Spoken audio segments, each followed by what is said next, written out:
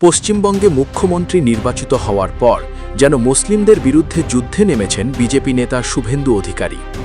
নির্বাচনে জয়ী হওয়ার পর সবার প্রথমে ঘোষণা দিলেন ৪৫ দিনের মধ্যে বাংলাদেশ বর্ডারে কাঁটাতারের বেড়া নির্মাণ করবেন।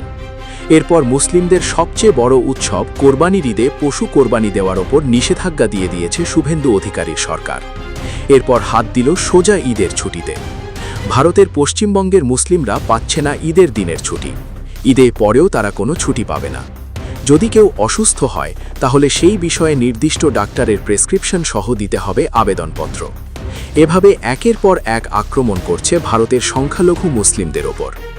বিশেষজ্ঞদের মতে এভাবে চলতে থাকলে চরম মানবাধিকার লঙ্ঘনের ঘটনা ঘটবে ভারতে। দীর্ঘদিন ধরে ভারতে মুসলিমদের ওপর নির্যাতনের খবর পাওয়া যায়। কখনো মুসলিমদের মসজিদের মাইক খুলে নিয়ে যায়, কখনো মুসলিমদের দোকান খামার পুড়িয়ে দেওয়া হয়, কখনো জাকাত আদায় করতে যাওয়া বৃদ্ধ লোকদেরকে মারা হয়, কোরবানি দিলে তাদের ওপর হামলা করা হয়, গরুর গোশত খেলে তাদের ওপর নির্যাতন বেশি করে করা হয়।